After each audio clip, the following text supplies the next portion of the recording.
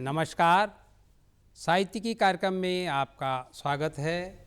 आज के अंक में हमारी चर्चा का विषय है उजले दिनों की आशा के कवि वीरेन डंगवाल, और इस अंक में भाग लेने के लिए हमारे साथ मौजूद हैं सुप्रसिद्ध कवि राजेश सकलानी और समालोचक वीना डंगवाल। राजेश सकलानी जी और वीना डंगवाल जी, आप दोनों का साहित्यिकी के इस मंच पर स्वागत है, धन्यवाद, अभिनंदन है। बातचीत की शुरुआत राजेश सकलानी जी मैं आपसे करता हूं, और आपसे सबसे पहले तो यही जानने का मन होता है कि वीरेन डंगवाल जी को बतौर कवि आप किस रूप में देखते हैं? वर्ष 1947 में देश आज़ाद हुआ जी। और ये बड़ी एक मतलब रोचक तथ्य है कि उसी महीने उसी साल वीरेन डंगवाल जी का जन्म हुआ। बहुत अच्छा।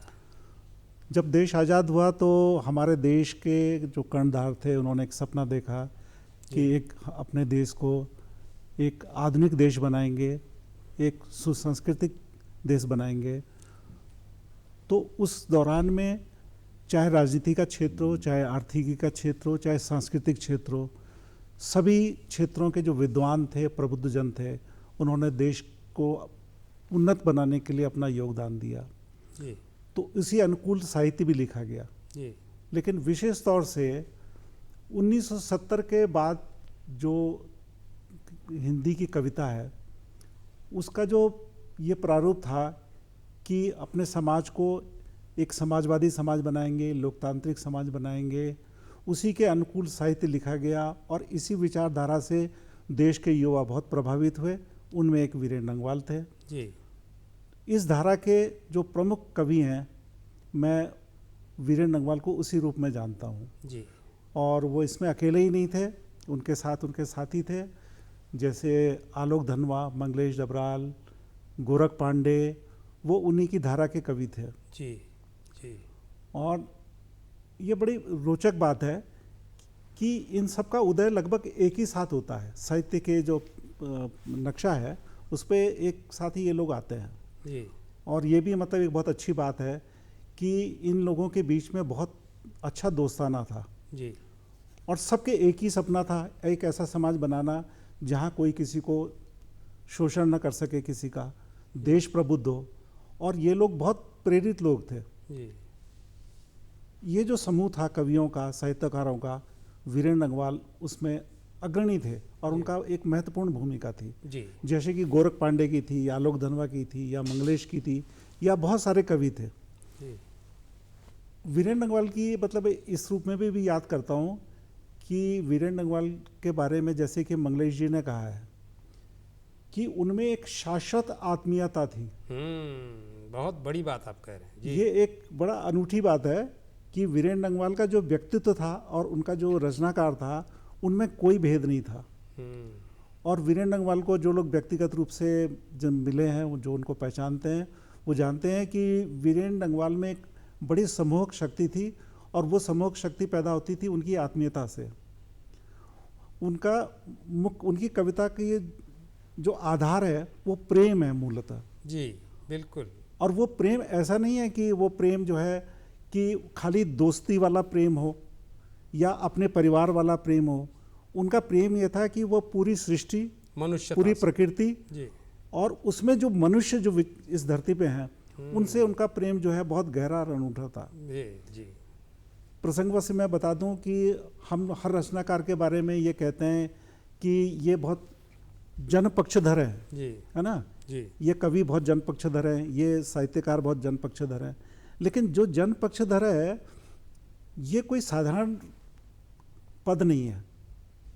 इसकी गहराई कितनी है, क्योंकि मूलतः मैं मानता हूं कि जो साहित्य लिखता है वो जनपक्षधर ही होता है, लेकिन जनता के कितने निकट तक जा पाता है, ये बड़ी महत्वपूर्ण बात है। बिल्कुल ठीक कह रहे हैं। तो वीरेन डंगवाल ऐसे कवि थे कि वो राह चलते, सोते, जागते, कभी ऐसा मुझे नहीं लगता कभी ऐसा हुआ होगा कि जो हमारी आवाम है उससे किसी पल वो अलग भी रहे होंगे। जी। और आवाम का मतलब मध्यवर्गीय आवाम से नहीं है। जी। उनका जो मानसिक परिवेश था उसमें मजदूर, किसान, रिक्शा चलाने वाले, सब्जी बेचने वाले या तमाम किस्म के कामगार लोग विभिन्न जातियों प्रजातियों के जो हमारे समाज में लोग विद्यमान रहते हैं उनके साथ उनका ऐसा एका था, और वो एक शांत होकर ऑब्जर्व नहीं करते थे कि परीक्षण कर रहे हों दूर से अपने समाज को। वो लगातार उनके साथ सक्रिय संवाद बनाए रखने वाले कवि थे, और मैं ऐसे ही उनको याद करता हूँ। जी, और उसको दर्ज भी करते थे। उसको दर्ज भी करते थे। जी। राजेश सकलानी जी, जो आप कह रहे हैं कि उनके साथ जिन लोगों का व्यक्तिगत परिचय रहा, हाँ जी, वो आज भी जब बीरेन डंगवाल को याद करते हैं तो एक बार तो यही पता नहीं चलता कि ये एक महान कवि के बारे में बात कर रहे हैं। ऐसा लगता है कि जैसे अमूमन हम कार्यालयों में, समाज में किसी आदमी से मिलते हैं, उनसे जो मिले हुए लोग हैं वो उनको आज भी उसी रूप में याद करते हैं। तो जो आपने कहा उस बात को मैंने विशेष रूप से इसीलिए पकड़ा, उनके जो मित्र मंडली के लोग हैं जिस रूप में उनको याद करते हैं, तो बतौर मनुष्य वो एक बहुत बेहतरीन कवि होने के अलावा उनका संपादक वाला जो पक्ष है उस पर हम बाद में आएंगे। उससे पहले वीना जी, मैं आपके पास आता हूँ। आप उनके उस परिवार में रहे, आप उनकी बहन हैं, समालोचक तो हैं ही, शिक्षाविद हैं। बीरेन जी का जो बचपन है, जो युवावस्था है, जो प्रौढ़ावस्था है, उसको आप किस रूप में याद करते हैं? और इसी से ये हमारे दर्शक भी जानना चाहेंगे कि उम्र का वो कौन सा पड़ाव था जब उनके अंत से वो कविताएं फूटनी शुरू हुई, वो लेखन शुरू हुआ? आपकी टिप्पणी। देखिए, जो वीरेन दा थे, हम घर का नाम उनका मुन्ना था, हम उन्हें मुन्ना भैया ही बोला करते थे। और जब वो छोटे थे, हम 5 भाई बहन थे, लेकिन वो हम सबसे अलग थे। अलग इन द सेंस कि वो, जैसा कि अभी चर्चा चल रही थी कि मानवता वाले अंश, वो जब छोटे थे कुछ उनकी ऐसी बातें मुझे याद है जो कि मेरे स्मृति पटल पे हैं। हालांकि मैं उस समय बहुत छोटी थी, फिर भी जैसे कि पशु पक्षियों के से बहुत प्रेम था। वो कबूतरों को पालना, फिर उनके लिए दाना पानी लाना, पेटी बना के उनको खिलाना। लेकिन एक बार किस्सा सुना रही हूँ कि एक बार ऐसा हुआ कि फिर वो बिल्ली आई और बिल्ली झपट के वो कबूतर खा गई, तो रोअट पटट मच गई सारे घर में। खैर वो तो छोड़ दिया, लेकिन जो कविता वाला हिस्सा है वो छुटपन से ही उनके अंदर मौजूद था। और माँ तो मुझे कहती थी कि ये जब छोटा था तो एक शिशु पत्रिका आया करती थी किसी ज़माने में। अच्छा। तब ये प्राइमरी लेवल के रहे होंगे।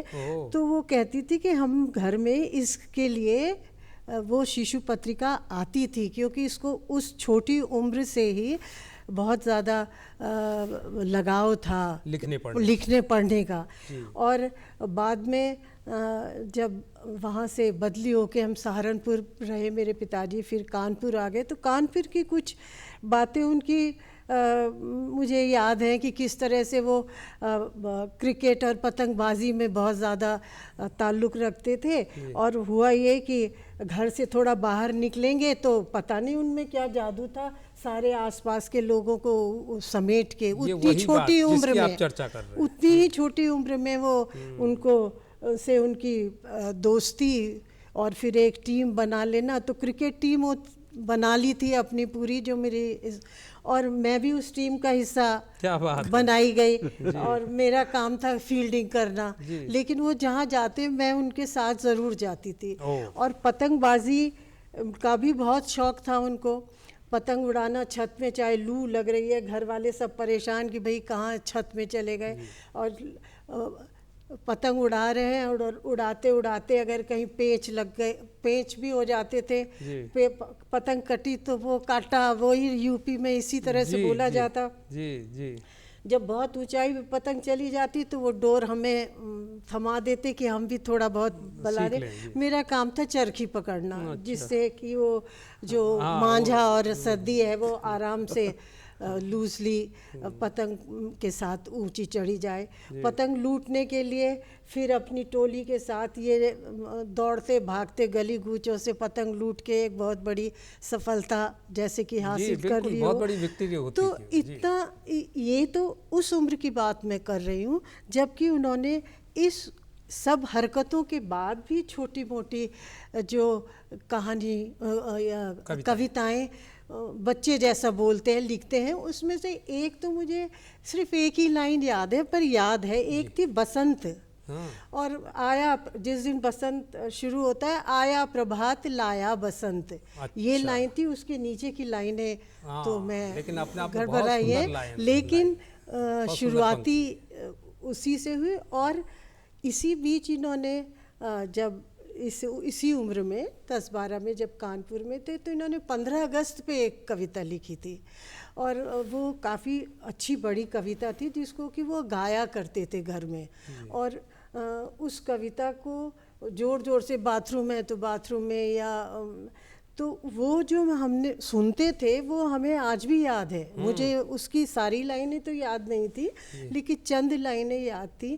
पर मेरे बड़े भाई साहब जो मध्य प्रदेश में डीजी पुलिस रहे हैं, अब तो स्वर्गवास उनका भी हो गया, तो वो जब भाई का स्वर्गवास हुआ तो सभी टूट चुके थे, पर उन्होंने फिर ये 15 अगस्त की जो कविता पूरी उनको याद थी, और उन्होंने फिर मुझे भेजी कि जो मैं तो 4 लाइन के बाद ख़त्म कर चुकी थी, पर उन्होंने उनकी 8-10 लाइनें जो थी वो भेजी, और बताया कि ये इसका पहला कविता था जो लय में था, लय में कविता थी।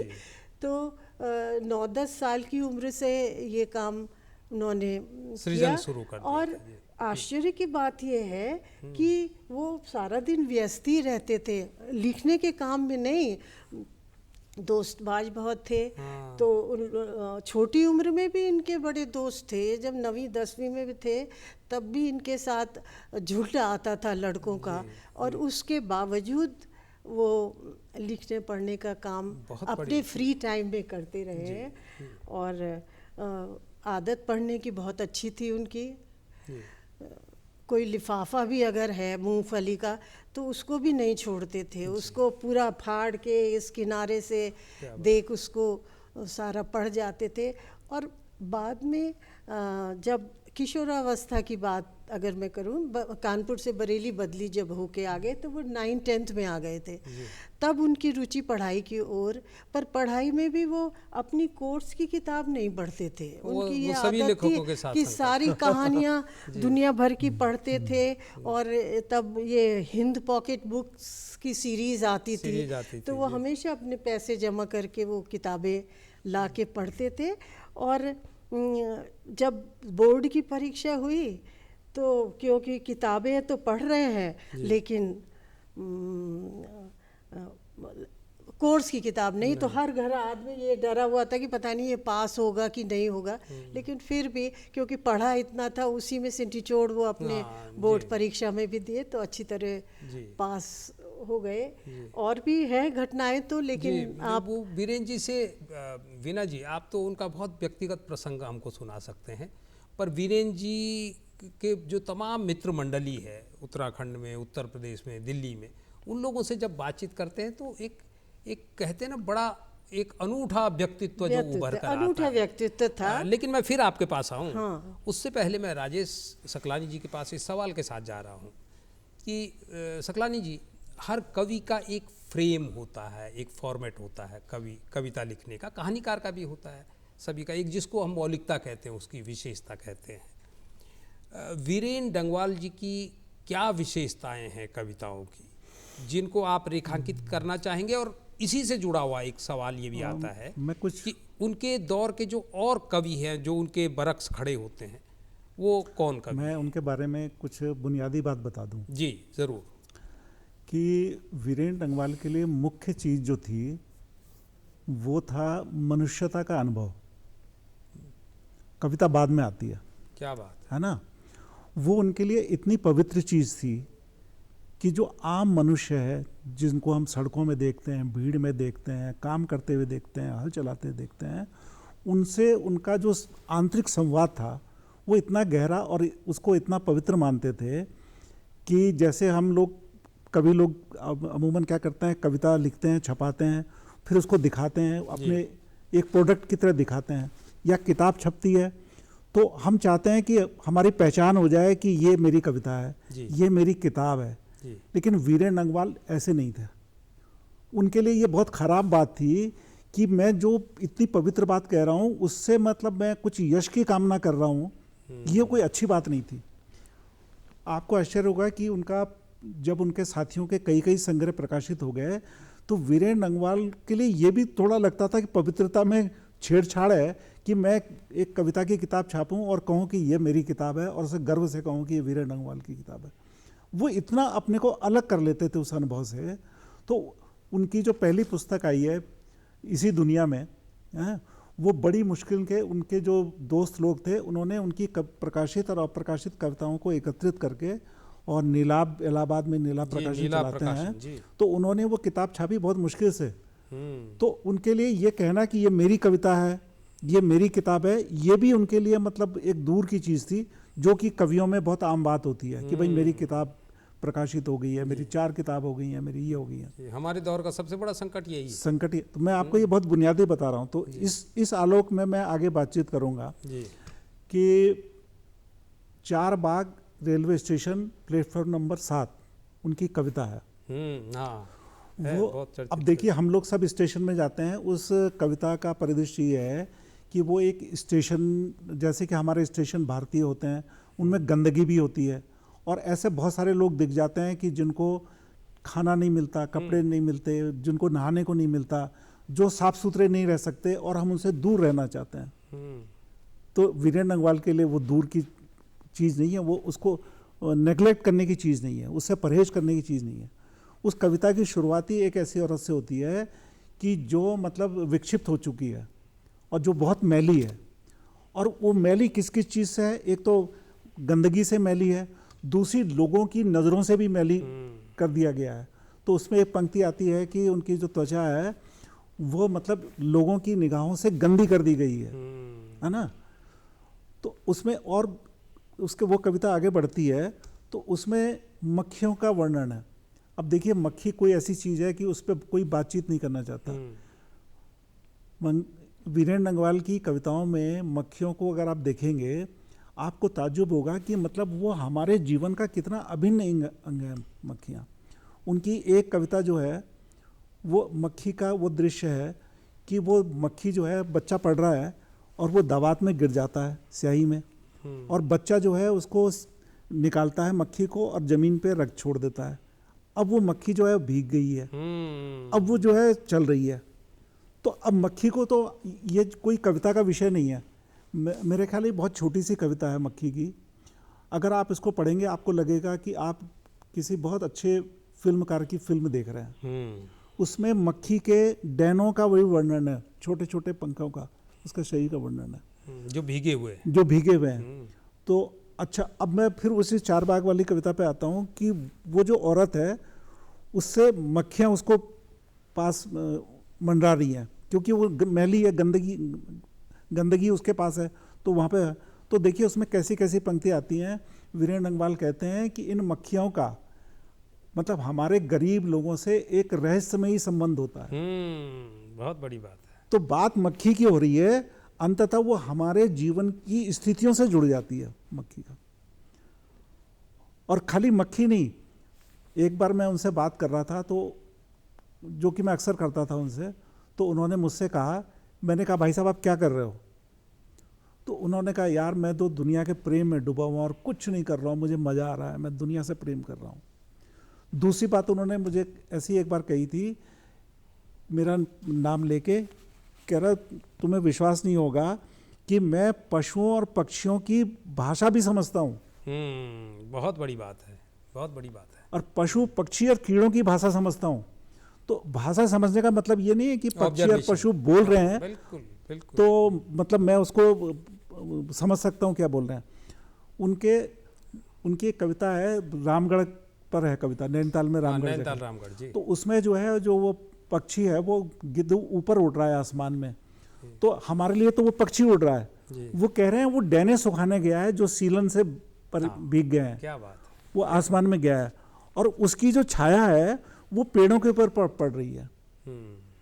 तो उनके यहाँ पशु पक्षी खूब आते हैं, मक्खियाँ मक्खियाँ आती हैं और उनका अंतर संबंध मनुष्य समाज से। लेकिन ये बात खाली इतनी नहीं है कि ये खाली वर्णन नहीं है। जो चीज़ मैं जोर दे के कहना चाहता हूँ कि वीरेंद्र नगवाल की सर्जना में मक्खी, पशु, पक्षी हमारे जीवन के अभिन्न अंग हैं। वही मैंने कहा, अंतर संबंध है। और यही नहीं है, उनकी उपस्थिति या अनुपस्थिति से हमारा जो जीवन है वो भी व्यक्त हो रहा है। जैसे मक्खियाँ कहीं पे बहुत ज़्यादा हैं तो उससे गरीबी भी व्यक्त हो रही है, अभाव भी व्यक्त हो रहा है। तो वीरेंद्र नगवाल की कविता को समझने के लिए उनको उनके बिंबों को अगर आप देखेंगे, इतने अनूठे बिंब, इतनी अनूठी उपमाएं आपको मिलेंगी कि आश्चर्य होता है कि ये कहाँ से आई हैं। और एक खूबी और भी है, कई बार वो ऐसा लगता है कि असंबद्ध है। इस कविता में इन प्रतीकों की क्या कोई ज़रूरत नहीं है, इनका कोई अर्थ नहीं है जी। लेकिन वो असंबद्ध चीज़ों से, निर्जीव चीज़ों से, सजीव चीज़ों से एक ऐसा अर्थ पैदा करते हैं जिसका निचोड़ का मतलब होता है मनुष्यता और आत्मीयता। बिल्कुल, ये उनके लेखन का निचोड़ है। बिल्कुल बिल्कुल। जो आप कह रहे हैं अभी कि इसी से सकलानी जी थोड़ा सा मैं ये भी जानना चाह रहा था कि जैसे मंगलेश जी का जो दौर है, उस दौर के जो बाकी कवि हैं, कौन आपको लगता है जिसके क्षेपक आपको लगता है कि मंगलेश जी के ये हमारे आपने मतलब बहुत रोचक बात कही है, वीरेंद्र नगवाल जी के करीब बहुत रोचक बात कही है जी। तो वो मैंने 70 का खास तौर से जिक्र किया जी। उसका हमारे मतलब हिंदुस्तान के, आज़ाद हिंदुस्तान के इतिहास में भी उस दौर का महत्व है, राजनीतिक तौर पे भी, सामाजिक तौर पे भी, और दुनिया वैश्विक दृष्टिकोण से बिल्कुल है ना जी। उसमें हमारे देश ने कई किस्म के संकट झेले। कभी अनाज का संकट भी हुआ, गरीबी भी हुई, बाढ़ जैसी चीज़ें होती थी, सूखा भी पड़ता था। और हमारे देश में समाज बहुत बड़ा है, जैसे कि हम लोग जानते हैं कि हमारे यहाँ कहीं ना कहीं किस्म के संकट आते रहते हैं जी। तो उस समय जो एक समूह था रचनाकारों का, प्रगतिशील रचनाकारों का, उन रचनाकारों का कि जिनकी आस्था थी कि हम देश को एक ऐसा देश बनाएं जहां सब लोग बराबर हों और किसी को तकलीफ ना हो जी। ऐसे देखने वालों के जो एक समूह था, उसमें मतलब बहुत सारे कवि हैं, लेकिन अगर आप ये उनका संबंध जोड़ना चाह रहे हैं तो मेरे दृष्टिकोण से 3 कवि हैं जो बहुत करीब लगते हैं मुझे। जी, वही जानना चाह रहे थे जी। एक तो मंगलेश जी बहुत करीब है उनके, मंगलेश डबराल जी। एक असद जैदी हैं, असद जैदी जी। और तीसरे ये त्रयी, अगर इसको माने, हालांकि ये मतलब बहुत सही नहीं होगा ऐसा कहना, त्रयी बहुत व्यापक है, लेकिन तीनों में मतलब कवियों को जिक्र करें तो बड़ी अनूठी बात है कि तीनों नितांत एक दूसरे से भिन्न हैं। तीनों बिल्कुल फर्क है। और वीरेंद्र नगवाल इस मायने में फर्क है कि जैसा कि हम जानते हैं कि हिंदुस्तान में पिछले 10, 20, 30, 40 सालों में विदेशी साहित्य का भी बहुत आगमन हुआ देश में, दुनिया की चेतना में वृद्धि आई। हम जान पाए कि जो है कि यूरोप में कौन कवि हैं, रूस में कौन कवि हैं, दुनिया के कवि हैं, और जो प्रोग्रेसिव कवि हैं, प्रगतिशील कवि हैं, उनका लेखन क्या है पहुंचा। तो इनका रास्ते थोड़ा थोड़ा सबके तीनों के अलग है, जिन 3 लोगों के नाम मैंने लिए हैं जी। तो उसमें वीरेंद्र नगवाल ऐसे कवि हैं, उन्होंने अपनी स्थानिकता को कभी नहीं छोड़ा जी जी, है ना। उनका पूरा साहित्य देख लो, चाहे दुनिया में उन्होंने कितना साहित्य की उनको जानकारी हो, और स्थानिक उनकी नैतिकता इसमें थी कि जो मेरे बिल्कुल निकट है, इसीलिए आप देखेंगे कि उनकी शहरों के ऊपर बहुत कविताएं हैं। नैनीताल पे उन पर कविताएं हैं, कानपुर की बहुत खूबसूरत कविताएं हैं, लखनऊ की बहुत खूबसूरत कविताएं। राजेश सकलानी जी, ये मैंने इसीलिए कहा कि अमूमन हम देखते हैं कि जब एक कवि उभरता है तो उसके दाएं बाएं कोई एक ऐसा, जिसको आप त्रयी कहें, उसको चतुष्पदी कहें, जो भी कहें, पर कुछ एक ग्रुप सा होता है जो उस वॉइस को इंकरेज करता है आगे बढ़ने के लिए। वीना जी, अभी जो राजेश सकलानी जी कह रहे थे, उनकी एक मित्र मंडली और एक जो जीने का एक अद्भुत अंदाज था वीरेंद्र नगवाल जी का, लेकिन हमारे यहाँ राजेश सकलानी इस बात को स्वीकार करेंगे कि कवियों पे, लेखकों पे, चित्रकारों पे, पेंटरों पे ये आरोप होते हैं कि वो पारिवारिक मामलों में लापरवाह होते हैं।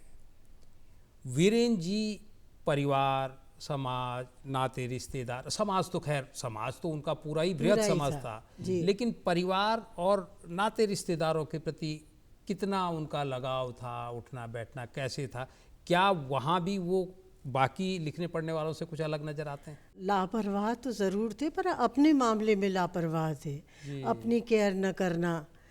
लेकिन जहाँ तक परिवार का सवाल है, उनका जो सबसे बढ़िया बात थी कि वो परिवार के प्रति बहुत ही ज़्यादा ड्यूटीफुल थे। अच्छा। जितना स्नेह, सम्मान और प्यार उन्होंने अपने परिवार को दिया, जिसमें भाभी, बच्चे, माँ, पिताजी, बहनें, मैं नहीं समझती कि इस ज़माने में कोई इतना ये बड़ी बात, ये बहुत बड़ी बात है।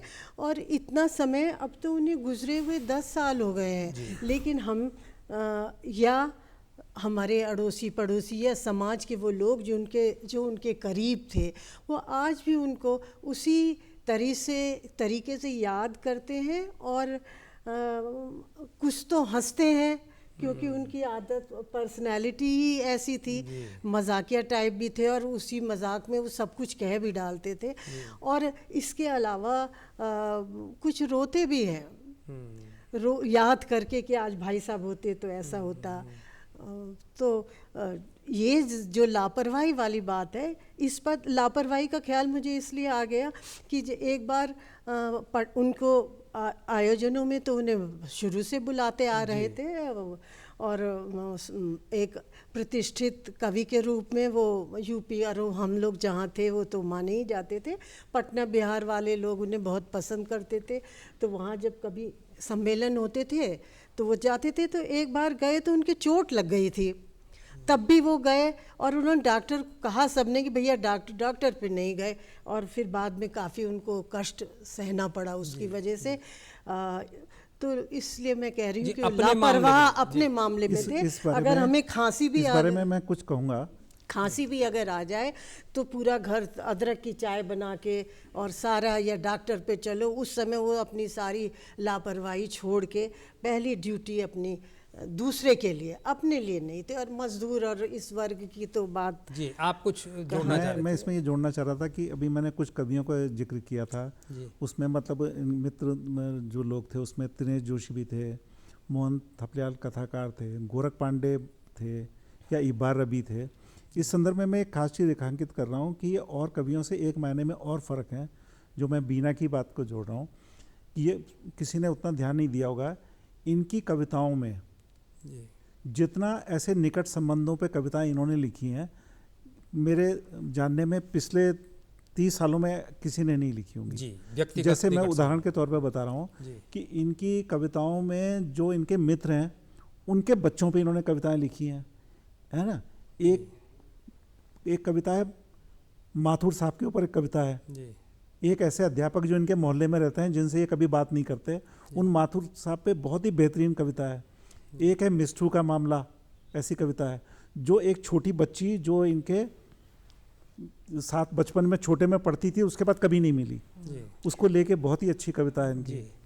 एक चीज़ मैं आपको ये बताना चाहती हूँ कि जिस 15 में शायद उनकी डेथ हुई थी, 16 में एक बहुत बड़ा सम्मेलन बरेली में किया था, जिसमें पूरे देश के और विदेश के जो कवि हैं, लेखक हैं, पत्रकार हैं, उन सब ने ये आयोजन किया था। और उस समय जिस तरीके से वो माइक में रो रहे थे और उनकी प्रतिभाओं को और उनके व्यक्तित्व के बारे में बता रहे थे, उसने हम सबको हिला दिया। जी समय का अभाव लग रहा है जी। बीना जी, वीरेंद्र डंगवाल अपने आप में एक इतना विराट बन चुके हैं, और इतना विराट व्यक्तित्व एक कवि के रूप में तो है ही, बतौर मनुष्य भी उनके व्यक्तित्व के तमाम पक्ष जब छन छन करके आते हैं तो आश्चर्य होता है कि एक आदमी इतनी सेड्स के साथ कैसे जी सकता है। और उनका जो एक मस्त मौला अंदाज था, बतौर संपादक भी उनकी एक बहुत बड़ी भूमिका है। लेकिन एक ही प्रोग्राम में उनके पूरे व्यक्तित्व के सभी पक्षों पर बात करना, सकलानी जी, मुझे लग रहा है कि इतने विराट व्यक्तित्व के साथ एक अन्याय भी होगा।